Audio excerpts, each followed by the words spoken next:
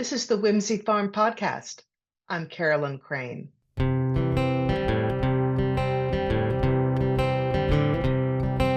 a big wide world right out your door. Good people doing good things. Whoa, it's a big wide world.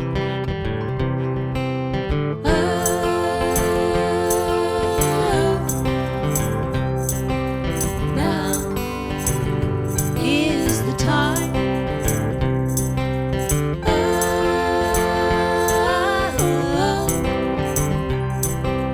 Now is our time. Welcome, everyone, to episode 22 of the podcast. Today, I welcome Montana author Jim Robbins, author of 6 books. His most recent is The Wonder of Birds, What They Tell Us About Ourselves, the World, and a Better Future.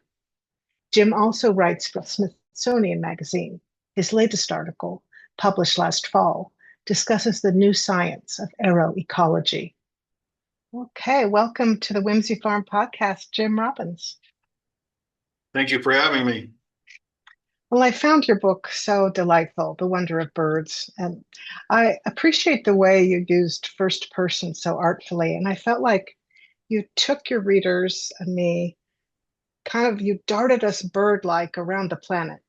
And you touch every continent and you share fascinating facts about birds and deeper than that, about the relationship between humans and birds. And you also have amazing epigraphs for every chapter. I love epigraphs. So it was such a treat to read your book. So the first thing I want to talk about is how you set the record straight about a lot of things about birds. And one that really caught my attention was the old cliche bird brain.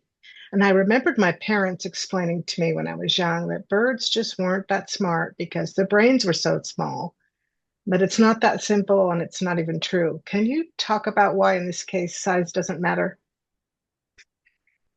Well, I'm not sure why size doesn't matter, but I know that it doesn't matter. I've just finished a piece. It hasn't come out yet. I mentioned Eric Jarvis in the book. He's an expert in bird brains. He's at the top of the bird brain research community in the world. And has helped rename sections of the brain, of the bird brain that they thought were, not that important. And he is continuing to study now. He's looking at language and how it evolved through bird brains. But it seems that much of what a bird brain is a miniaturized human brain, and we can study the human brain by using bird brains as a proxy. So size doesn't matter. And in part, it doesn't matter also because of something called neurogenesis, which was discovered in birds. It was discovered in songbirds, canaries, I think. And his mentor, Fernando Audubon, is the one at Rockefeller University who discovered that neurogenesis was a real thing in songbirds. And what that means is that the bird brain sheds brain cells, after mating season is over, and it doesn't need to sing, and then regrows them when time comes to sing again. So it's very economical, amazingly economical in that way, but it functions in terms of language almost much like a human brain does. So it renews its brain cells for language. Ours, of course, stay with us all the time, but this is something that can be studied in birds, not unlike a human language. And you read about bird brains, but also bird minds. What's the difference and why is it important? Well, what's the difference between a brain and a mind? Yeah, in birds especially. Well, there are birds that are superior in terms of their cognitive abilities. Those are the corvids, of course, the crows and ravens and stellar jays and other similar birds. And it seems that those birds, because of their social behavior, where they spend time with a lot of other birds. They've developed attention and memory skills that are unlike other birds. Um, there's the jay that buries pine nuts around the trees of white bark pine and knows where they are in the spring. And these are hundreds, if not thousands, of pine nuts. So the skills were developed, and as they develop, they also develop the brain. The famous idea about the brain and mind and how they're connected is that if someone plays the violin, you'll see those areas of the brain um, where govern their hands and their auditory abilities will become more robust. They've seen that through scans of the brain, and it's the same thing with these really intelligent corvids as they use attention and memory skills. Ravens, for example, they know all of the people, or all the other birds in the flock. They know who's a threat. They know who's watching them when they bury when they cache their meat and other food. And so they use those skills. They develop a brain that's superior to other birds. And as time goes on, it even becomes more sophisticated. So that's if that's what you're looking for, that's the connection between mind and brain. These behaviors govern the size and robustness of the brain. You call birds nature's exclamation point. Can you talk a little about that? When you walk through a landscape, I mean, this is almost universal. I know even people who don't know anything about birds. When you walk through a landscape and a bird flits through the sky or lands on a bush nearby, especially if that bird is colorful and stands out, people notice it. And when there are a lot of birds, spring is coming, and these birds start flocking around. There's an excitement, I think, in humans, an internal excitement that occurs, and it's just wow. And people point and they wonder what it is. It's almost universal in my experience, and it draws your attention to nature. It draws your attention into the world. It's exciting, and if you're studied in birds, and it's even more exciting because you haven't seen that bird before, and you want to know more about it, and you want to know about its habitat and in the world it lives in. I think that's what that quote means to me. On page 54, you quote poet Richard Wilbur about murmuration. He wrote that it is a drunken fingerprint rolling across the sky. I just saw a murmuration yesterday when I was out, but I don't know what species it was. And then today in my Qigong class, an online Qigong class, the teacher was talking about doing Qigong in a large group in real life, in person, and how murmuration came into effect when the practitioners would look to each other and form a sort of human murmuration. I thought that was interesting timing, as I was just about to talk to you. Can you talk a little bit about this phenomenon and why it captivates people and what's going on up there in the air as we look from down below? Well, that's a good question, and I don't think it's been answered by scientists yet.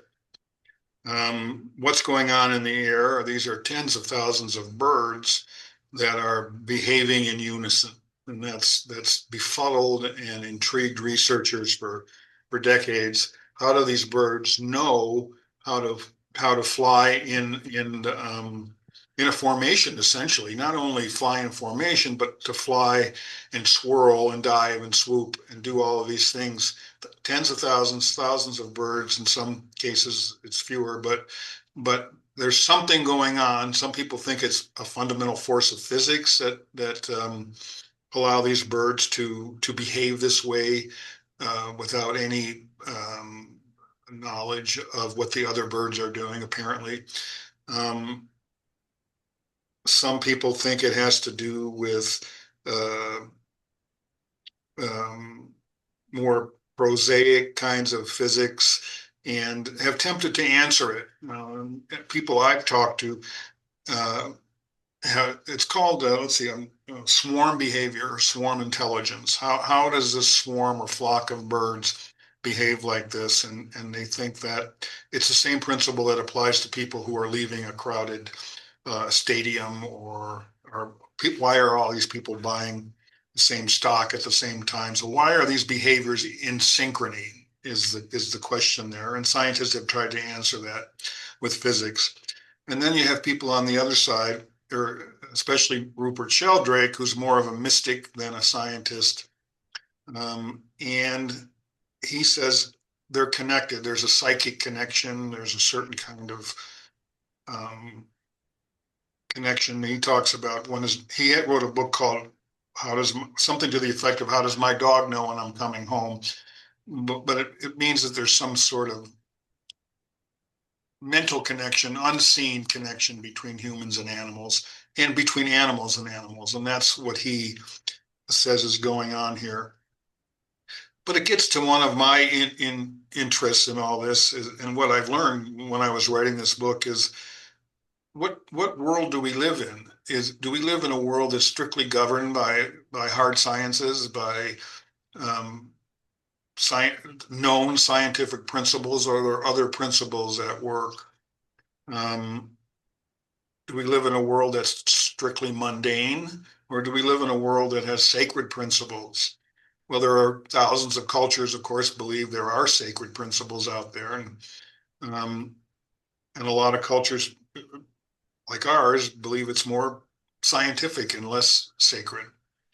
And I think that's a real question we've never asked as human beings, in Western human beings, because there's nothing more important. I think if you live in a sacred world, the rules are very different than if you live in a world that's governed by physics only and not by other concerns. So I the would book, agree. and I would Go say ahead.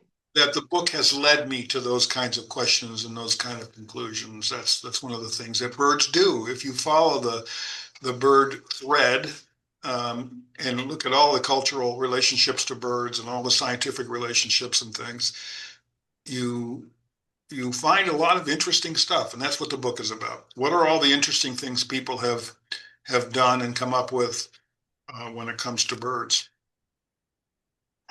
I really saw that and appreciated that in the book. And one of the things that comes up for me since I've lived for the last 5 years here in Southeast Michigan is I have cardinals on my property that have befriended me. And that was my mother's favorite bird. And I see them almost every day. They're out one of my windows, like, oh, hi. And they're just staring at me. And for me, that's a sacred connection to my mother that I feel like she's watching me or she's popping in to say hi in that playful way she had. Is there any science to that? No. But does it deepen my relationship with the cardinal out my window? Yes. And I would say, yes, there may not be science to that now, but it's not something we've looked at. There certainly could be some kind of science that we could undertake that would give an explanation of how that works or what that means. I think a lot of these things are just really hard problems. And so and you can't get funding and they're frowned upon by mainstream science. And so we don't look at them. It doesn't mean they're not real or they couldn't necessarily be studied. I mean, that's kind of what Rupert Sheldrake has done is concoct some experiments to show um, what might be going on in the invisible realm. Um, uh, uh, Trying to think of the name of the scientist who developed electricity and he worked with Edison. Off the top of my head, I can't. Tesla?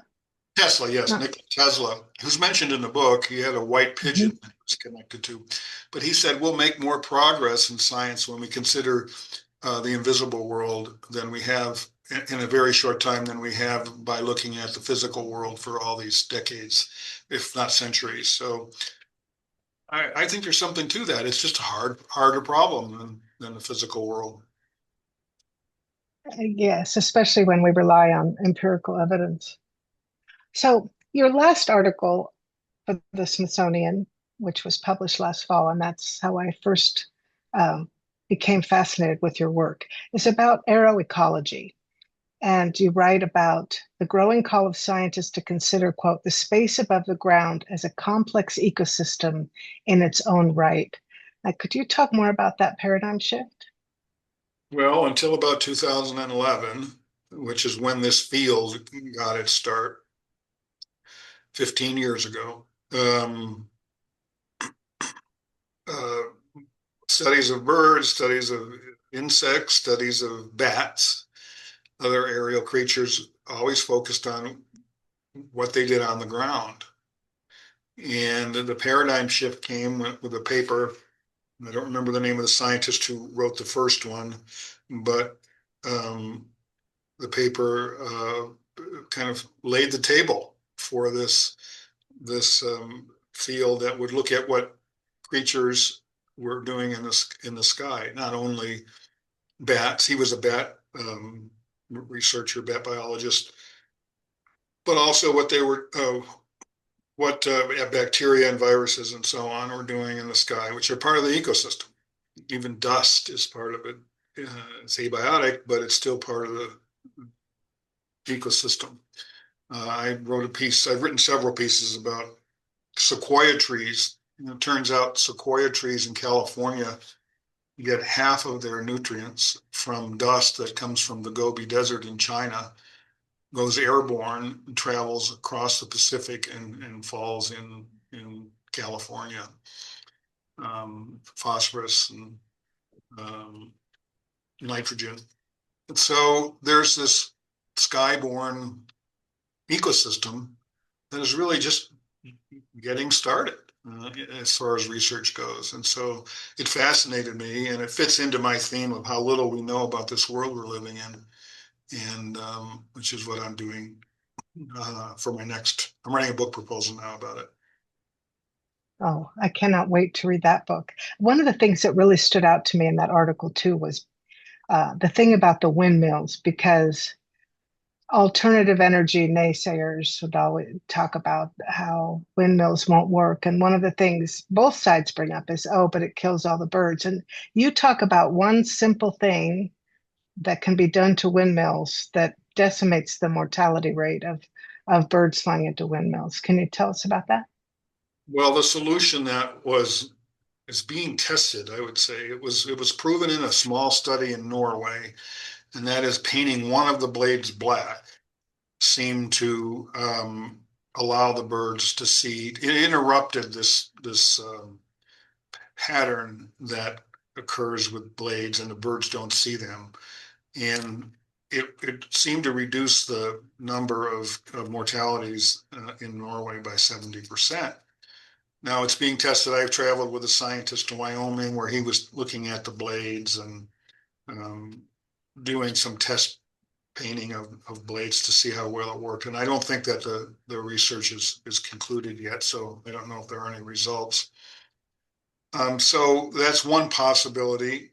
The other possibility is that there's some AI recognition um, technology that they put on windmills and or wind turbines, and when the bird's approaching and it's a specific species of birds that needs protection, they can automatically, these windmills will, the wind turbines will shut down.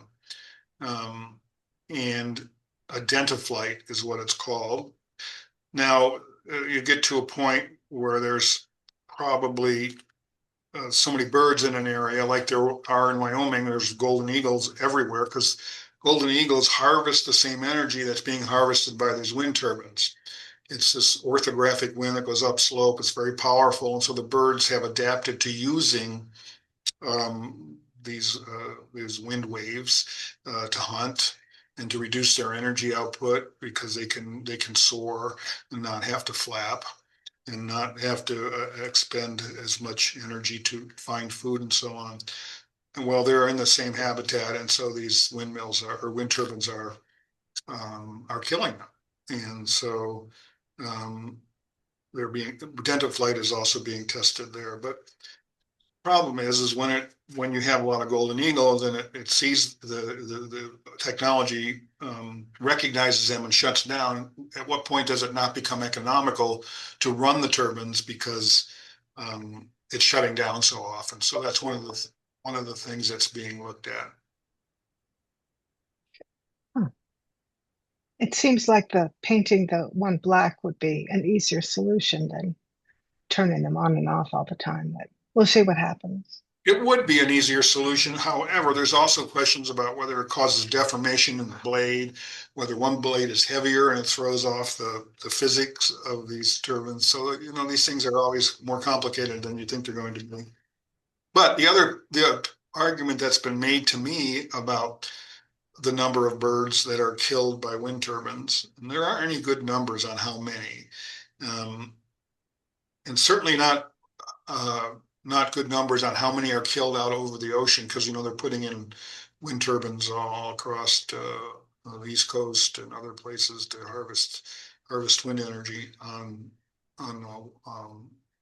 the ocean, and that's even harder to study.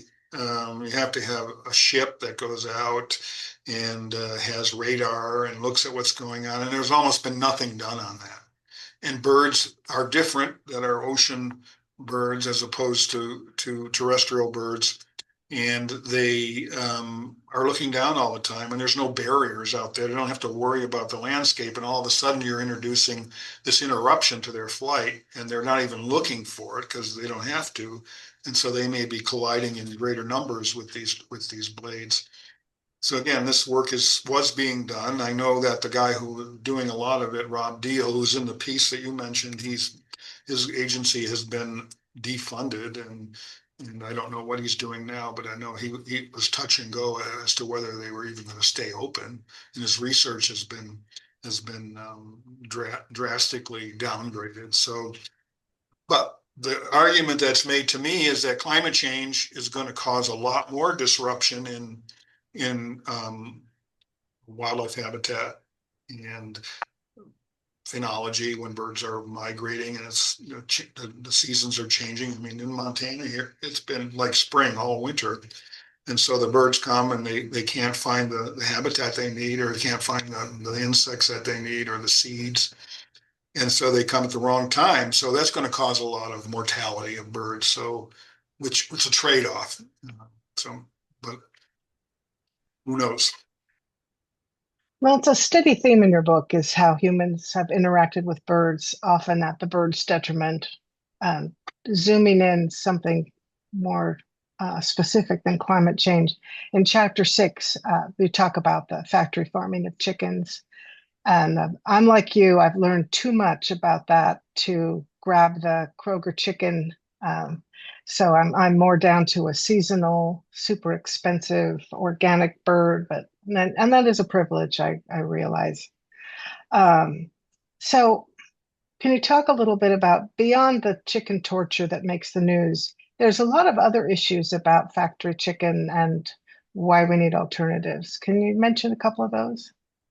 Well, the big one for me, I don't think it's gotten enough press, is that factory chickens are breeding grounds for avian flu, this H5N1 or whatever it's called, something along bird flu that's out there now, killing wildlife, by the way.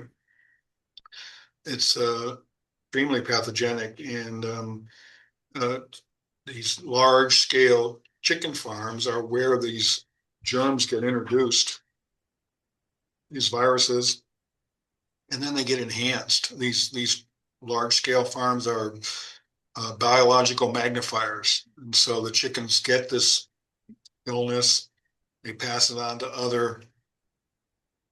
other chickens, and it becomes more powerful because it's trying to stay ahead of the chicken's immune system, and it becomes more robust. And then a wild duck lands in the chicken farm and gets sick, and then it flies off with this flu and infects other ducks, and those ducks infect others. And so this is where these things come from. And that's one of the things that's happening all over the world. And and especially in Asia, where people live in close quarters with these kinds of chickens or with other wild birds, ducks and geese, and it gets passed on to humans in that scenario, and they pass it around. So there's a disease, there's a growth of disease in a lot of these high density chicken farms that causes problems and will get more serious. I mean, this avian flu that's out there now, it's been out there for a couple of years. It's very deadly. I just saw that it was found in some mammals on the West Coast. I don't remember, sea lions or something. Just the other day, I saw that study. So it's and that originated in birds, and birds are, of course, these mobile uh, disease carriers who travel all over the world with these viruses in their system. So it's kind of worrisome. Other things about chicken farms? Is that what you're saying? Yeah, is there anything besides the treatment of chickens, which I think is, Right. pretty widely known, but then the flu, and then you mentioned something about the manure. The manure on the East Coast, especially, well, manure of all factory farms is a problem, but there's so much manure on the East Coast where this is tradition, and in the Southeast where this has traditionally been, chicken breeding territory. It's just overwhelming a lot of the groundwater and a lot of the streams and polluting it with nitrogen. Nitrogen pollution is a big problem, causes a rampant growth of weeds and um, both weeds in streams and weeds in on land, and so it's a huge problem. This pollution, this legacy pollution that's all over the East Coast. Um, so it causes factory farming. Of course, then there's cattle and pigs, which are adding to all of this. And there's pollution that's happening from all this factory farming. But chickens are the number one because they are so numerous. I mean, if you look at all of the products, I go to Costco now these days, and I look at all of the products that chicken is in. It's astounding. And cheap protein.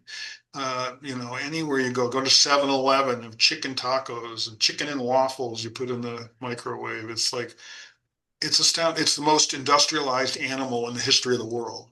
And you can see that all around you. And I think one of the important things, or one of the things that matters to me the most, is you've taken this beautiful wild animal, deprived it of its dignity, and turned it into this kind of Franken chicken. And I think there's a moral question about all of that. And nobody seems to care enough to change the way business is done. And it is a huge business, but I'm sure that's part of why. I read that Okay. Costco has built its own chicken factory in Nebraska because it sells those $5 chickens at the back of the store. Which is a loss leader. They bring people in and so on, and they do this things like inject it with solution and put flavor enhancers all over it and stuff, and then they roast it. And so it had to build its own chicken factory in order to supply the demand. And I read somewhere that Costco sells more chickens than any other store and cooked chickens than any other place in the world. Wow. Earlier you mentioned ravens, and I was so excited when I got to chapter 11 because it's all about ravens and crows. So before I lived here in Michigan, I lived in the west slope of the Sierra Nevada, and ravens were there what cardinals are here.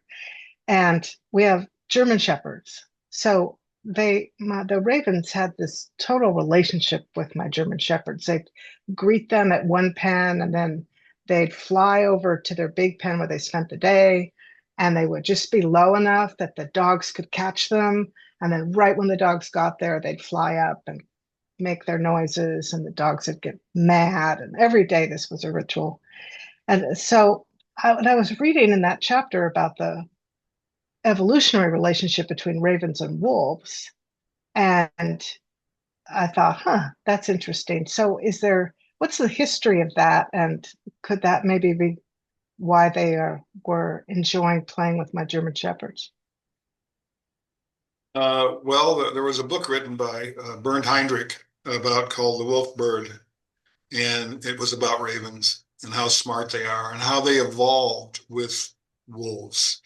So there seems to be a mutual relationship there, and so that it's believed that, well, it's been observed that a raven will land on a deer carcass and it can't open it and it wants to eat, and it will call wolves in to come in and tear open the carcass so that it has access to the meat. Of course, in Yellowstone, I spent a lot of time there over the years. My first book was about Yellowstone. And what they've observed is sometimes there'll be 50 or 60 or over 100 ravens on an elk kill or a moose kill that wolves have killed. And what these birds are doing is they're waiting for the wolves to kind of um, eat as much meat as they can and slow. Of course, when the pack descends on an animal, it's ravenous and there's a frenzy. But as the wolves start to get their fill, the ravens will move in and start to raid the carcasses. And so one of the things that's developed the raven mind. Now I mentioned corvids earlier. Ravens are a corvid, and which are the smartest birds, and ravens are probably a candidate for the smartest of the corvids. I know someone in Austria that I interviewed who studies Machiavellian politics amongst ravens. So it shows you how highly regarded they are by researchers. But anyway, they'll raid these carcasses while the wolves are there, and they have to know which wolf is fast, which wolf is slow, which one could kill them, which one probably can't. When their time is opportune to get these carcasses and to get something to eat, and so they have to develop these incredible memory and attention skills. Then they'll take the meat that they get, they'll fly away and they'll cache it for later. And they are watching who's watching them in terms of their fellow ravens and um, uh, who knows where they're hiding it and those kinds of things. So that's the reason that the corvid mind has evolved in such a dramatic way, is that they occupy a niche where these skills are demanded, and as they use these skills, their brain develops and these skills develop. So that's kind of the neurological ecosystem of the ravens and wolves, and it's a mutual. Actually, they say other humans may have also evolved in similarly in with ravens, so that when a human shoots a deer or something, that the raven hears it, and after the human has come and harvested the meat from the animal and left the scraps behind, the raven knows there's going to be a meal there, and so it may have evolved a relationship with humans that way, and the sound of a gunshot and that kind of a thing. So there's an ecosystem there as well, behavioral ecosystem. Fascinating. Okay, so a really entertaining part of the book is the way you talk about the modern family. You take us to Africa for this, and you talk about the modern family as it's represented in the unusual family dynamics of the Kenyan white-fronted bee-eater. Yes. Can you talk about those family dynamics and what's so unusual about them? Let's see. So there was a researcher named Stephen Emlin from the Cornell lab who traveled many years to Africa to study these bee eaters that lived in holes in the cliffside, like an apartment complex almost. And they have one of the behaviors, and there aren't many species of birds, a few dozen, I think, that have this behavior, where the kids stay home after they're adults. They stay and they help raise the next generation. And they're called helpers at the nest. And um, they stay home when food resources are are scarce. So if there's a drought, these helpers at the nest, this second generation will stay home and help raise them rather than going out and starting their own family because the food supply is in short supply. So they think that this may be how these researchers think that this may be how humans evolved back in early days of human species tens of thousands of years ago. As they wandered across the plains of Africa, they would stay together in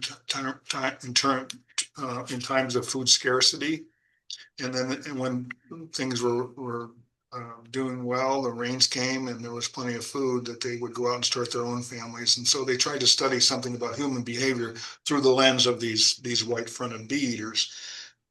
But there's more to the story in the sense that these bee eaters have a relationship between step parents, and when a female dies and the new mother comes along, and the father takes her for a mate, that there's a dynamic there, a family dynamic, that things change, and there's a whole suite of behaviors that happen between step relatives in these bird families.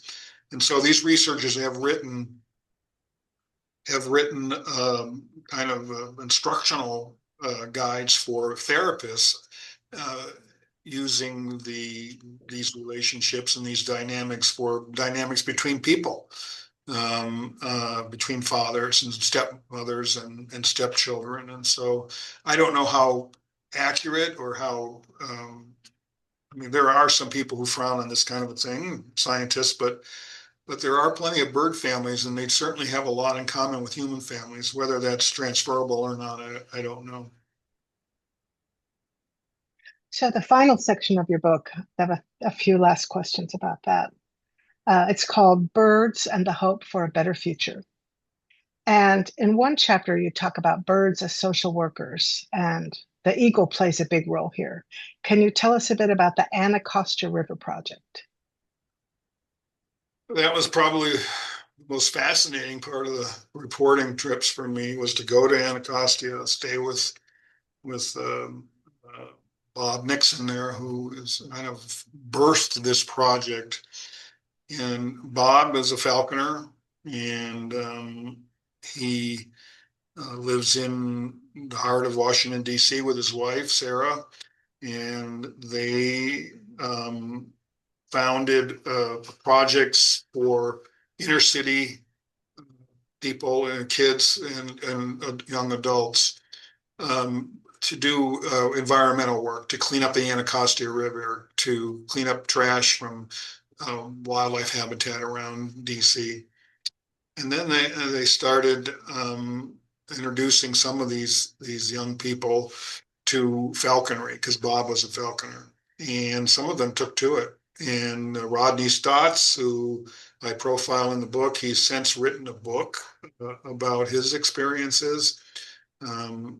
He is still out there doing falconry, but the idea is that watching a bird, working with a bird, does something to the soul, essentially, that it lifts people up, that it elevates their thinking, that maybe, and this hasn't been studied as far as I know, but in some ways it has, that it certainly is a therapeutic relationship, that birds are a therapeutic animal for a lot of people.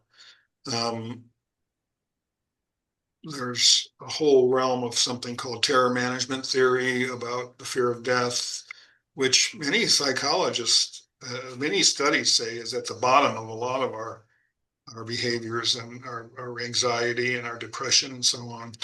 And that birds buffer this fear, that they raise people up and they allow them to make better choices if they're lifted up and can think beyond their own immediate circumstances. And this is, of course, done in a place that's where murders are commonplace, where assaults are commonplace. It's really you wouldn't know that this was a mile or two from the nation's capital. And so there was a um, very interesting trip and then research journey after that. I was blown away actually by when I discovered whole concept of terror management theory and how birds may relieve this existential dread that people have. And so um, fit nicely into the book in terms of how birds are an emotional solution for us as human beings. And how do the eagles fit in? Tell us about how the eagles fit into that. They The the eagles, the bald eagles that nested above the police station. Yes, how Nixon somehow got extra eagles that were extras in the nest and Right. started. So Yeah. there are eagles. If eagles have three chicks, a lot of times the third one will get pushed out of the nest. And so Bob harvested these eagles and um, began using them as therapy with these young people, and I'm taking them around to classrooms and so on, and trying to draw people into the bigger world, try into the natural world, to see it as therapy for a lot of these kids. I met one of these eagles. Well, I don't know if he was one of the eagles that got dumped out of the nest, but it was a bird that was used kind of as an ambassador from the natural world. His name was Challenger. I came downstairs at Bob's house one morning, and there was a screeching sound, and it was a bald eagle in a large dog kennel. And Challenger travels to football games and to other events, and has flown across the football field. You may have seen this on TV when they fly the bald eagle. And so Bob was very much a part of this effort to use bald eagles as well, they're the symbol for um, for the nation. Of course, bald eagles are the national bird, and he was the first to use this as kind of a way to broaden people's horizons, if you will. And the police chief there at the time, who's now actually the head of security for the NFL, she loved these birds. And when while I was there was a search for a sad case of a a young girl who was killed by her stepfather, and they were searching for the body in one of the parks. And they had young police recruits there, not 100, maybe 100 altogether, kind of combing the area for looking for where this young girl might have been buried. And she said, she called Bob and said, this has been horrible. We spent 3 days looking in different places for this girl. I wondered if you could bring Challenger to this search. And so Challenger came with his owner, and she just knew how the power of birds to brighten people up, to make them feel better. And she asked that Challenger be brought to the search so that people would, I don't know, it would be a natural antidepressant, I guess, to make them feel better. And I have some great photos of this. When you look at the photo of the bird with the keeper, and I'm from behind the bird, and the police recruits are in front of me, and they're smiling, and they're just wowed. And that's the effect of these, especially of these big birds, any bird. But we talked about why they're nature's exclamation point. But when you see the effect of a big bald eagle on all of these young they're not inner city necessarily, but all these urban people, kids, young, I wouldn't say kids either. They're young, 19, 20, 21 police recruits. When you see the look on their face, they're just overwhelmed by the presence of this beautiful, charismatic bird. So, Well, the last chapter focuses on indigenous cultures and their relationships with birds. What can contemporary colonists learn about ourselves from these relationships? what can they learn about what? About themselves. What can we learn about ourselves from these relationships? Well, if there were, so ethnoornithology is the name of this field you're talking about. And it's very small, just a few researchers in it, but it's official. There's a book out, a textbook about it, and and it's a formalized study of how indigenous people relate to birds. And of course, birds, as I mentioned, are nature's exclamation point in many indigenous cultures, if not all. I would say most, maybe all. It's hard to say all of anything, but they all have a very intimate relationship with birds. There's a documentary called People of the Feather, and it's about the relationship of people in the Arctic with birds because they use the feathers to do everything to for their clothes and for their bedding and then you take tropical people and I've spent time with the Yanomami in Brazil and in Venezuela, and they use birds in every which way. They eat them for one thing. They use the feathers for earrings, and they wear feathers on their head, and so people are extremely across the globe are extremely connected to birds because there's lots of them. There's lots of variety, and they're beautiful. And so by studying these other cultures and their relationships, we can learn something about perhaps different ways of being in the world, ways that are more sustainable, ways that are more adapted to where we live. You know, in some ways, in our culture, um, it doesn't matter where we live. You can, you know, we kind of run roughshod over the environment. We don't adapt to the environment. But in places like where the Yanomami are or in the Arctic, those people didn't have the technology to go anywhere or didn't the wherewithal or the means or the desire. And so they've adapted deeply to these places over the last many thousands of years. And so that's something we can learn is how they relate to birds and what those birds mean to them. And you know, some cultures believe birds are relatives. Some cultures, and not all of them, but some birds are relatives and some they eat. And so there's just a whole range. I mean, I think there's something like 7,000 cultures in the world. And just by studying those relationships, we can learn something more about the human-bird relationship. Um, So it's been such a pleasure talking to you. And I wanted to check in with you. You mentioned an article coming up and a book proposal. I want to know if you have anything to add, but I'd like to know what we can look for next from Jim Robbins.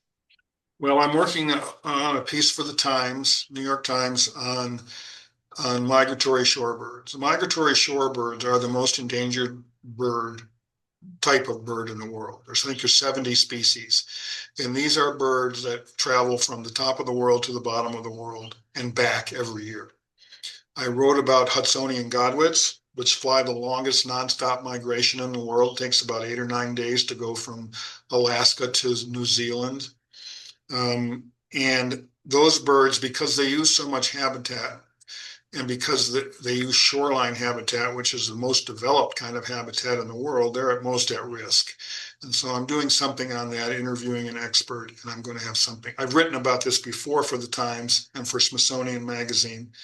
And my Twitter page has a link to the Smithsonian piece about the Hudsonian godwit, which you could read if you go there. And and it's been a passion of mine to write more about these unusual birds. I think one of the things that goes back to my theme of how little we know is that this researcher I'm writing about, Theunus Piersma, he said that they put all these data loggers and other tracking devices on these birds to understand how they can fly for 8 or 9 days. They balloon up to 2 pounds before they leave. Their normal weight is 1 pound. They fly 8 or 9 days and they lose half that weight. And it's such an incredible process. And they put all this technology on them, very lightweight technology, to understand how they did it. And he said the only thing the biggest takeout from this was the fact that they had more questions because it just raised more questions. It answered some, but raised more. And so the natural world is far from figured out. we don't know what's going on out there. It's an unfolding mystery. And I would say birds epitomize that. And you mentioned a book proposal? It's called Terra Incognita, and it's about how little we understand about this world. Lovely. Thank you so much, Jim, for your time today. And we look forward to reading what you next write. Have a great day. All right, thanks for having me. I've been speaking with Jim Robbins, author of The Wonder of Birds. You can find him at jimrobbinswriter.wordpress.com. This podcast is produced on the sacred ancestral land of the Anishinaabe people. Thanks to the California band Castle House for writing and performing our music. The Whimsy Farm podcast airs the 1st and 15th of each month on our YouTube channel, Carolyn Crane and Whimsy Farm, and wherever you find your favorite podcasts. Thanks to our underwriters, Just Play Productions at Cannabis, and to our paid Patreon members for their support of today's podcast. If you'd like to offer your support, please visit my website, whimsyfarm.net, and click the Patreon link to find a level of support that's right for you. There is also a free membership level. You can email me through the website, as well as access all links to past and current episodes. That's whimsyfarm.net. Join me on April 1st when I welcome Nell Bernstein. We'll talk about her latest book, In Our Future We Are Free, and how the nation's youth prison system was dismantled. Until then, remember the words of Utah Phillips, who said, "Too many good people are doing too many good things to afford me the luxury of being pessimistic." Get out there and create some positive change. Stay safe, everyone. whimsyfarms.net